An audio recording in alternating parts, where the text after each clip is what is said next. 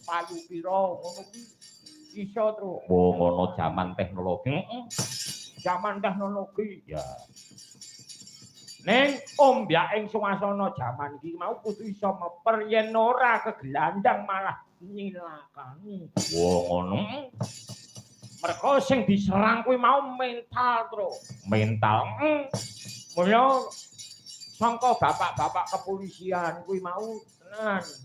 Jauhi narkoba. Wah, ngono. Jauhi perjudian. Oh iya. Karena itu akan merusak bangsa kita, Tru. Oh, ngono. Rusake apa mergo akhlake buya kuwi mau bocah nom-nom kuwi mau sing urung ngerti maneng tentang kimpoling lelakon iki mau kegelandang, Tru. Oh, ngono. Mula iki ajang sing prayoga kinarya dadi coroke masyarakat. Oh, ngono. Aku mau ya oleh welingan saka Polsek Karangrejo. Oh, ngono. Jauhilah narkoba, jauhilah ya kuwi mau perjudian apapun bentuknya. Wah, ngono. Ora ana, Tru, wong sugih karena judi ora ana. Wah, ngono. Mau munggah swarga karena ya kuwi mau pil koplo sapi nunggal ora ana. Oh, sing ana ya nyiksa awak. Wah, ngono. Lah kowe kok mudeng, aku biyen piye? Aku biyen tau krungu, tak nglakoni ora. Ngono.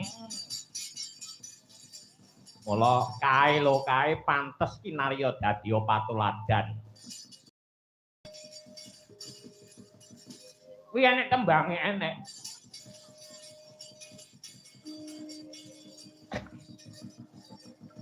Aku malah bingung. Kae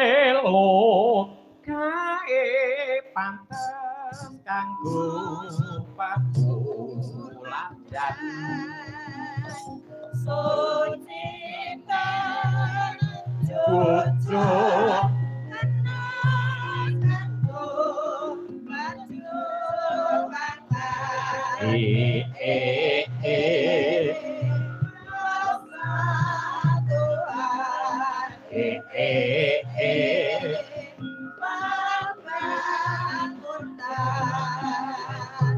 kakang burung tanti narap raja lantang ngomong ayo bersatu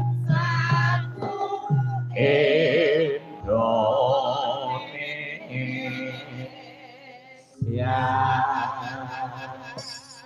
Matur nuwun. Ya, maaf.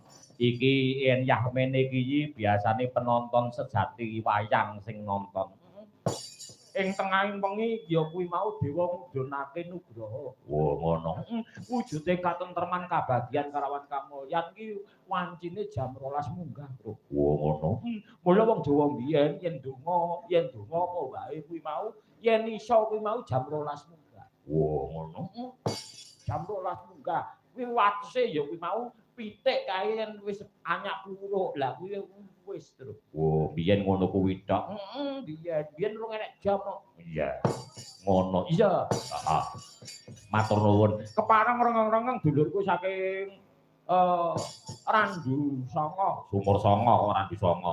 Sumur Songo Mbah Wardi. Haha, seneng aku karo Mbah Wardi. Mbah Wardi tasih. Oh, iya.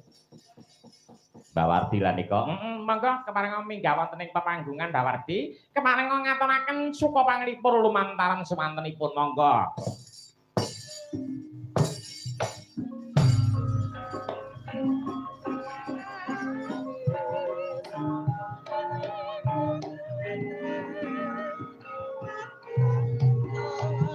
Mangga Mbak Wardi, mangga.